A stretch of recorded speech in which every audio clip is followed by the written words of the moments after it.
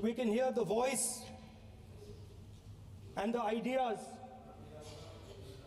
of Ambedkar, of Mahatma Gandhi, of Jawaharlal Nehru.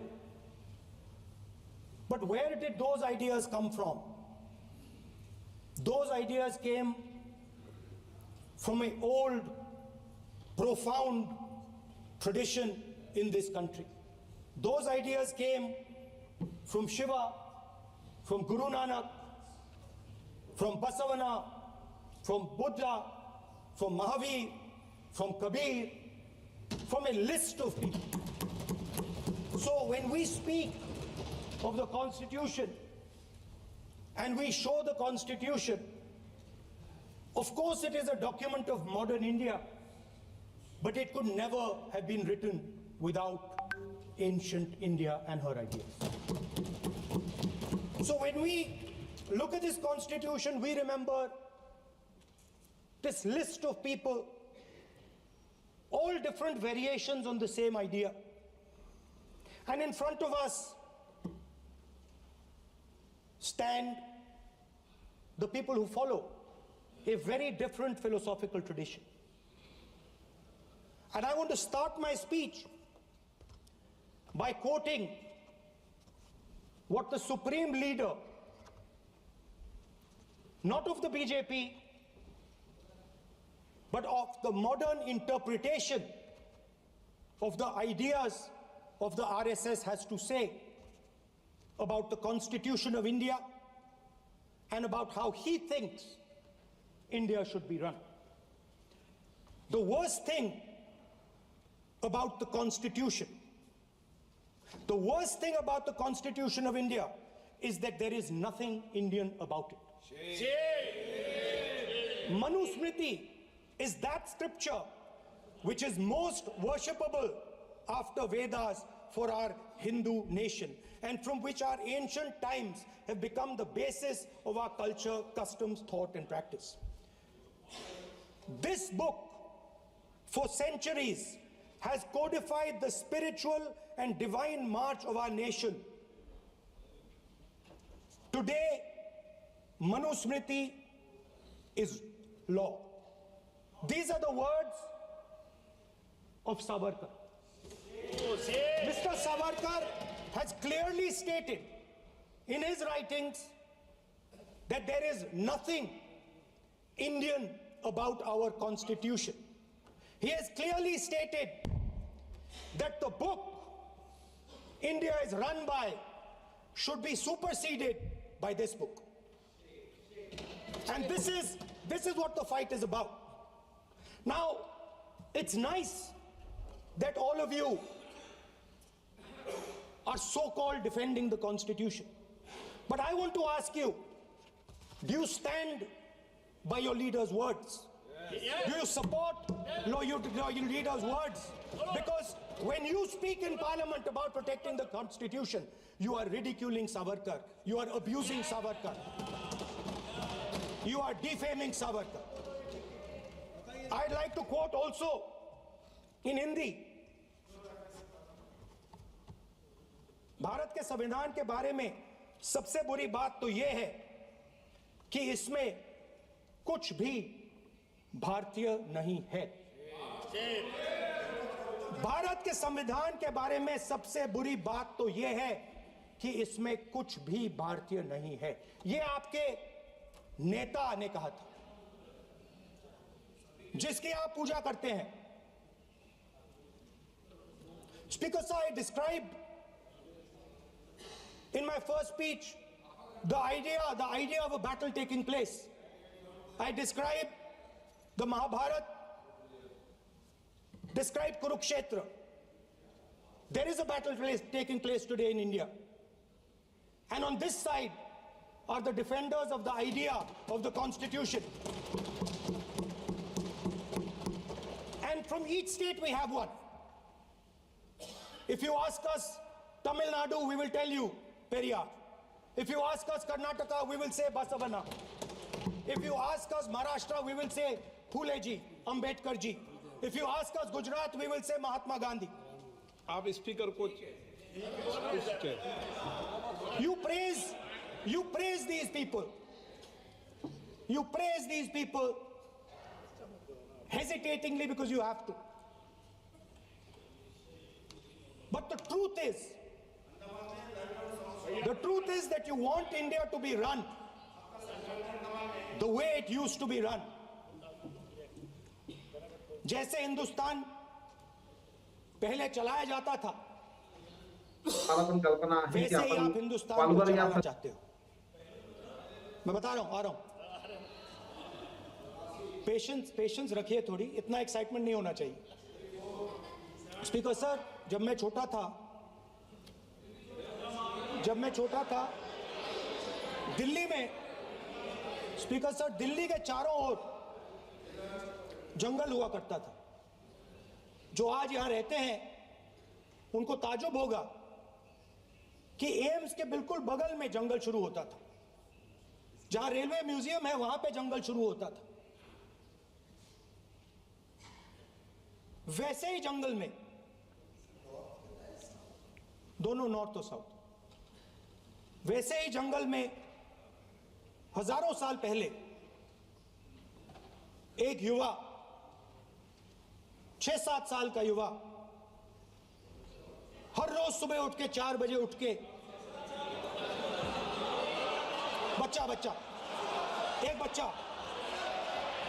एक बच्चा, वाह बहुत बढ़िया, एक बच्चा 4 बजे उठ के तपस्या करता था। हर रोज सुबह तपस्या, हाँ, हर रोज सुबह वो धनुष उठाकर तीर कमान चलाता था और घंटे उसने तपस्या की, सालों के लिए उसने तपस्या की।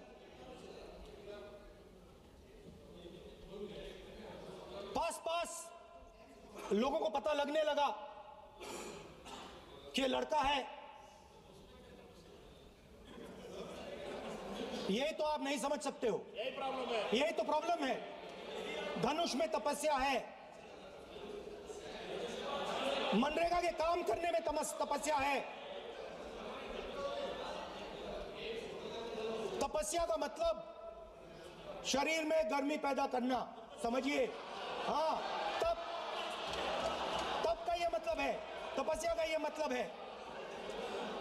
तो ये तपस्या कर रहा था, लोगों को पता लगा और वो गुरु के पास गया। लड़के का नाम एकलव्य था और वो गुरु के पास गया और उसने कहा, गुरु द्रोणाचार्य जी, मैं सालों से धनुष चलाना सीख रहा हूं, मैंने अपनी पूरी शक्ति इसमें डाली है।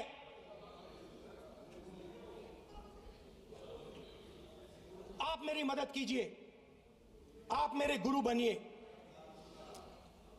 द्रोणाचार्य जी ने एकलव्य को कहा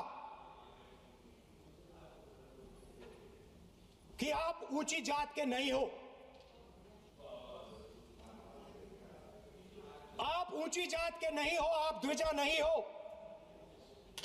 मैं आपका गुरु नहीं बनूंगा, यहां से तुम चले जाओ। और एकलव्य चला गया। फिर से एकलव्य ने तपस्या शुरू की, फिर से तपस्या शुरू की। कुछ साल बाद द्रोणाचार्य जी और पांडव उसी जंगल से निकले। एक कुत्ता भौंक रहा था, कहानी आपने सुनी है, सुना देता हूं। कुत्ता भौंक रहा था, अचानक कुत्ते की आवाज शांत हो गई। द्रोणाचार्य जी और पांडव पास गए और उन्होंने देखा कि तीरों के जाल में कुत्ता फंसा हुआ था। मुंह में तीर था एक, हाँ, मगर कुत्ता तीरों के जाल में फंसा था। एक तीर मुंह में थी, शांत था कुत्ता, मगर कुत्ते को चोट नहीं लगी। एकलव्य ने अहिंसा के साथ कुत्ते को शांत किया था। द्रोणाचार्य जी आते हैं और एकदम पूछते हैं, तुम्हें यह किसने सिखाया? एकलव्य जवाब देता है, द्रोणाचार्य जी, ये मैं सीखा हूं, मैंने तपस्या की है, घंटों मैंने प्रैक्टिस की है।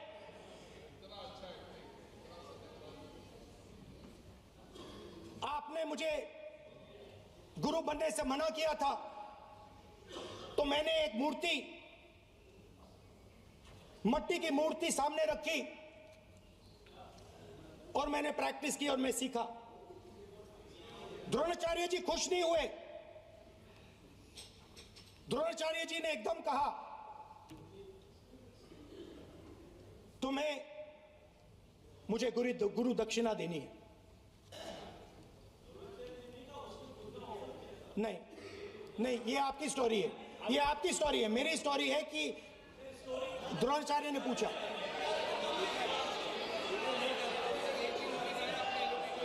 तो द्रोणाचार्य जी ने, Sir, the PM will not speak. Lord wants to if you are not giving order, Prime Minister has to speak. That's what want. If you are not giving protection, if you are not giving protection to LOP, then Prime Minister has to speak here. I will tell you. We will be very clear. ठीक है sir. माननीय सदस्य, आपको मैंने कई बार कहा, आप धमकी शब्दों में मत बोला करिए। एक मिनट जाती। द्रोणाचार्य जी ने, संसदीय मंत्री बोले, कितना डिस्टर्बेंस कर रहे थे। द्रोणाचार्य जी ने कहा कि मुझे आप गुरु दक्षिणा दीजिए। मेरी स्पीच ले ली आपने। तो द्रोणाचार्य जी ने उनसे कहा कि गुरु दक्षिणा के लिए मुझे तुम्हारा हुनर, तुम्हारा भविष्य, तुम्हारा अंगूठा चाहिए। और एकलव्य ने अंगूठा काट के द्रोणाचार्य को दे दिया।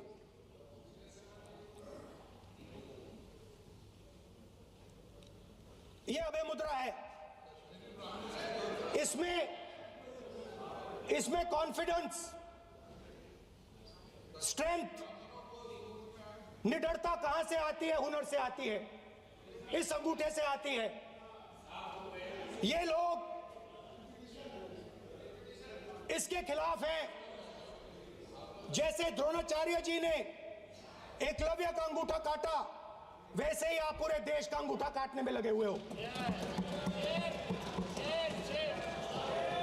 आप जैसे ही जैसे द्रोणाचार्य जी ने एकलव्य का अंगूठा काटा, वैसे ही आप हिंदुस्तान के युवाओं का,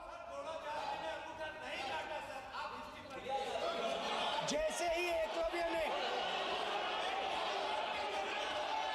देखो सर, जैसे एकलव्य का अंगूठा काटा गया, वैसे ही आप हिंदुस्तान के युवाओं का, सबका अंगूठा काटते हो। जब आप अदानी जी को धारावी देते हो, तो आप धारावी के जो एंटरप्रेन्योर्स हैं, जो स्मॉल एंड मीडियम बिजनेसेस हैं, उनका आप अंगूठा काटते हो। जब आप हिंदुस्तान के पोर्ट्स, एयरपोर्ट्स, डिफेंस इंडस्ट्री, ये सब जब आप अदानी को देते हो,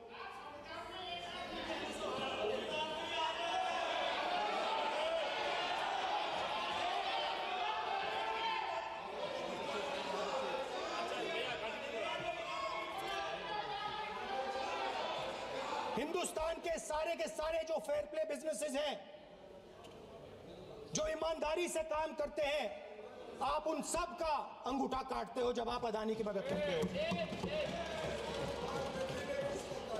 कॉन्स्टिट्यूशन में लैटरल एंट्री कर आप हिंदुस्तान के युवाओं का, पिछड़ों का, गरीबों का अंगूठा काटते हो।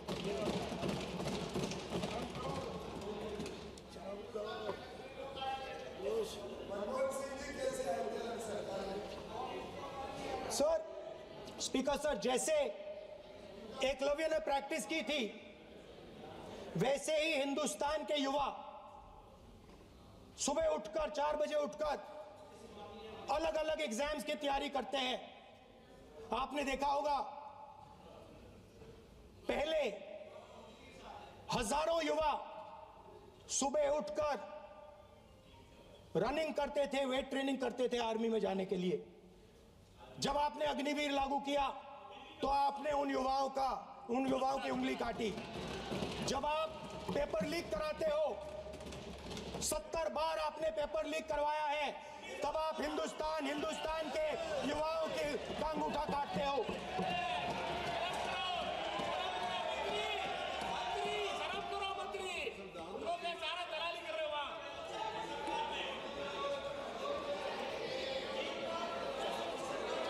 आज बाहर, दिल्ली के बाहर आपने किसानों पर टीयर गैस चलाया है, आपने किसानों पर लाठीचार्ज किया है।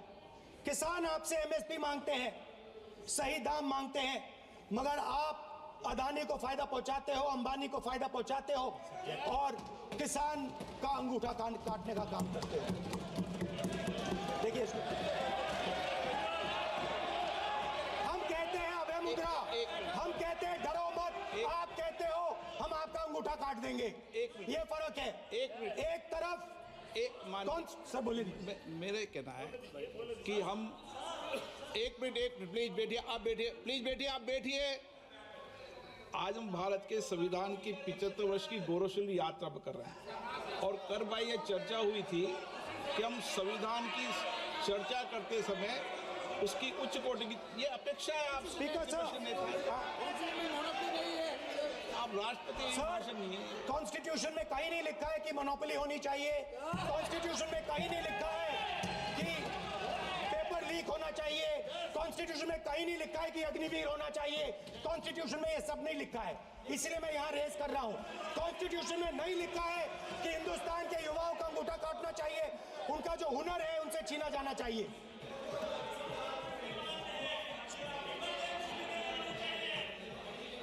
बैठे कर रहे हैं सर, 5 बजे अब भी बैठे करेंगे। अब कुछ नहीं बोलना है सबको।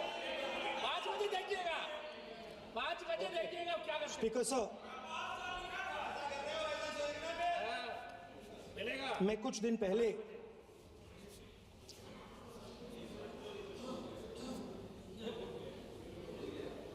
पहले मैं हाथरस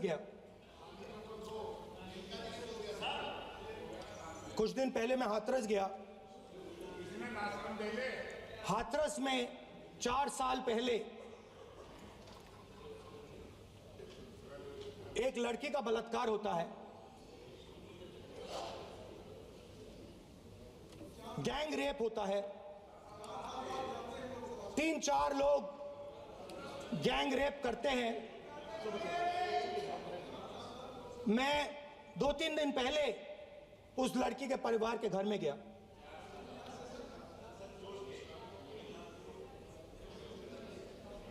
जिन्होंने गैंग रेप किया वो बाहर घूम रहे हैं और लड़की का परिवार अपने घर में बंद है। लड़की का परिवार बाहर नहीं जा सकता है। जो अपराधी हैं वो उनको रोज धमकाते हैं और वो बाहर घूमते हैं।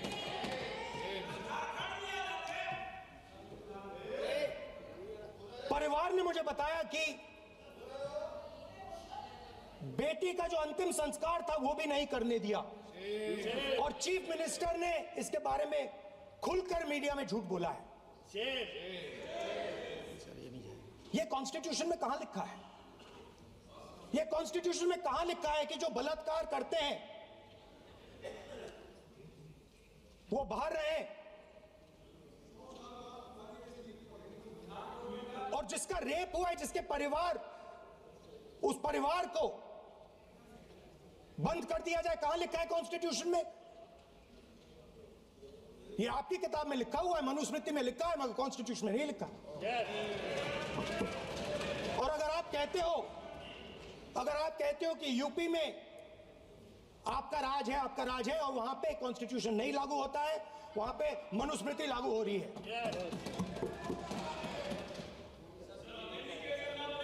परिवार ने मुझे कहा कि यूपी की सरकार ने उन्हें वायदा किया था, कहा था कि हम आपका रिलोकेशन करेंगे, आपको कहीं और रहने की जमीन देंगे। आज तक 4 साल हो गए हैं, आज तक उनका रिलोकेशन नहीं किया गया है। और हर रोज उन्होंने मुझे फोटो दिखाई, वो बाहर निकलते हैं और जिन्होंने बलात्कार किया वो धमकाते हैं उनको। तो मैं इस हाउस में कहना चाहता हूं कि अंबेडकर जी के संविधान वाले लोग, इंडिया गठबंधन वाले लोग, हम सब मिलकर उस परिवार का रिलोकेशन हम करेंगे, अगर आप नहीं करोगे तो। और हिंदुस्तान के हर गरीब व्यक्ति को हम ये कहना चाहते हैं, आपकी रक्षा कॉन्स्टिट्यूशन करता है, और ये बीजेपी के लोग कॉन्स्टिट्यूशन पर 24 घंटा आक्रमण करते रहते हैं। कॉन्स्टिट्यूशन में लिखा है, prohibition of discrimination on grounds of religion, race, caste, sex और place of birth. The state shall not discriminate against any citizen on grounds only of religion, race, caste, sex, place of birth, or any of them. Some days back, youngsters from Sambal came to see me. Innocent people, they had done nothing.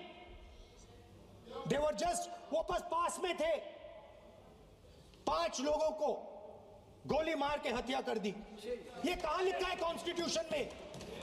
ये कहां लिखा है? Constitution में तो लिखा है prohibition of discrimination of grounds of religion. और जहां भी आप जाते हो, एक धर्म को दूसरे धर्म से लड़ाते हो, नफरत फैलाते हो।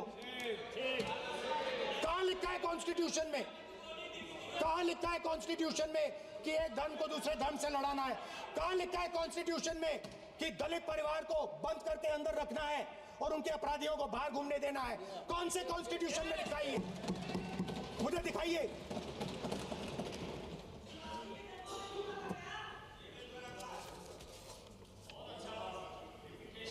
स्पीकर सर, हमारी जो विचारधारा है, इंडिया गठबंधन की विचारधारा है, वो देश में कॉन्स्टिट्यूशन लाई है।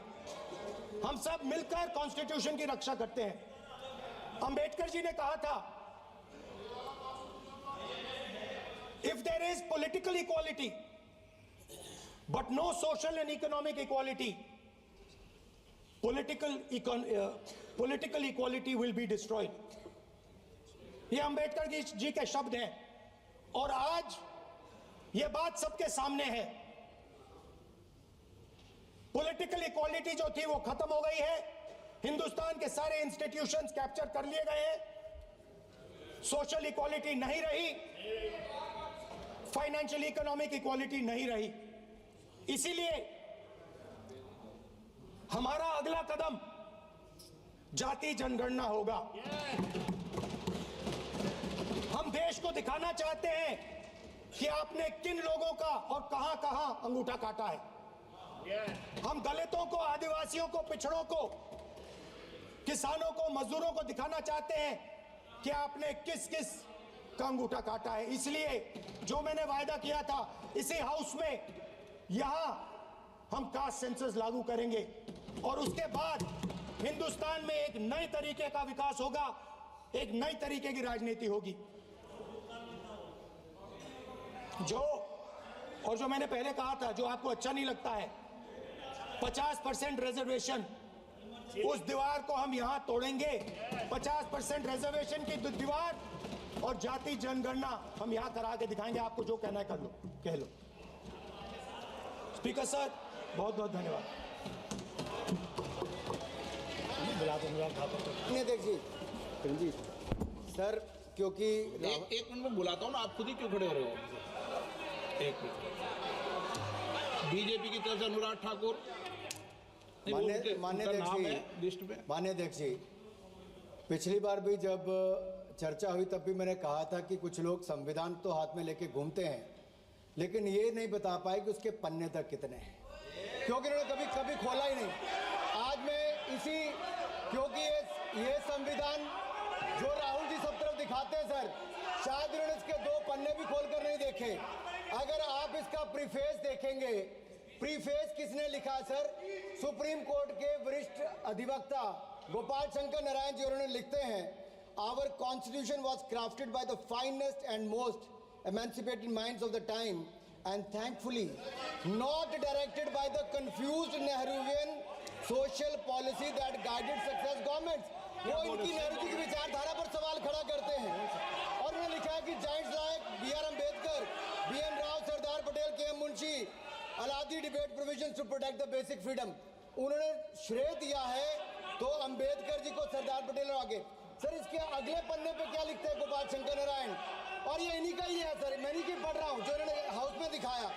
इसमें लिखा है, were it not for the strength of the document, Indira Gandhi would have been compelled to end the darkest episode in independent India by ending the emergency. यानी कि संविधान की ताकत थी, जिन्होंने इंदिरा गांधी जी की इमरजेंसी को खत्म किया था, तो इस संविधान की ताकत थी। और ये आपके इसके अंदर लिखा है, राहुल जी जो आप लेकर घूमते हो, कभी खोल के पढ़ो तो सही, कभी पढ़ा भी नहीं आपने। और इसमें आगे लिखा है सर, आप चेयर को और बोलो, ये अधिकार दिया है, चेयर को बोलो, धन माननीय सदस्य चेयर को। जी इधर नहीं डाल। अध्यक्ष जी, ये जो राहुल जी कॉपी लेकर घूमते, इसी पे लिखा है कि इंदिरा गांधी जी की यातनाएं और इमरजेंसी को खत्म किया, तो बाबा साहब अम्बेडकर के संविधान ने गरीब से गरीब व्यक्ति को उसका काम दिया।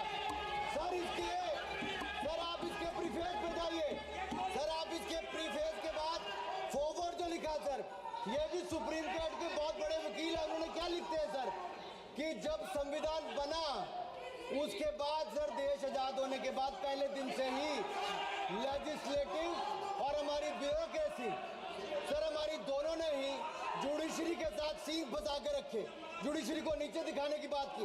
सर ये मैं नहीं कह रहा, ये वही किताब कह रही है जो राहुल गांधी हाथ में लेकर घूम रहे हैं। सर मैं पढ़ के सुनाता हूँ, from the earliest years itself the legislative wing and the executive wing of the state on the one hand confronted the judicial wing on the other with the accusation that they had vastly approached upon the powers not given to them but given to the executive. The then law minister on 28th October 1976 issued a strident warning to the judges of the Supreme Court, and I quote, sir मैं quote कर रहा हूँ, an atmosphere of the confrontation was thought to be created by those whose duty it was to see that they did not encroach upon the field which did not legitimately belong to them. Nothing should be left undone now to ensure that such a situation did not recur. If even after the amendments confrontation continues, then I think it will be a bad day for the judiciary. ये कौन कह रहा है? उस समय के law minister कह रहे हैं, और क्या कहते हैं sir again? We are trying to save them from the temptation to intrude into the powers which do not belong to them. What we are doing today is not to save the people from the judges. ये कह रहे हैं, we are trying not to save the people from the judges, but really enabling the judges to save them from themselves. This was said during the emergency which hit the nation like tsunami and brought about the realization the constitution could not be subverted. Sir, अगर ये संविधान जो बाबा साहब अम्बेडकर ने दिया उसी ने देश को बचाया, राहुल जी कभी इसको पढ़कर देखिए, गांधी परिवार और कांग्रेस पार्टी का पूरा कारनामे इसके अंदर लिखेंगे, कैसे आपने धज्जियां उड़ाई, एक तो एक। दूसरा, ये जो कहते हैं बीजेपी के लोगों को सर ये मनगढ़ंत आरोप, सर ये अंगूठा काटने की बात करते हैं, इनके राज में सिखों के गले काटे गए, सिखों के पर कत्लेआम किया गया, सिखों के बाद दंगे सबसे ज्यादा हुए तो कांग्रेस के समय हुए, और आपको देश से माफी मांगनी है, अगर आज भी नहीं मांगेंगे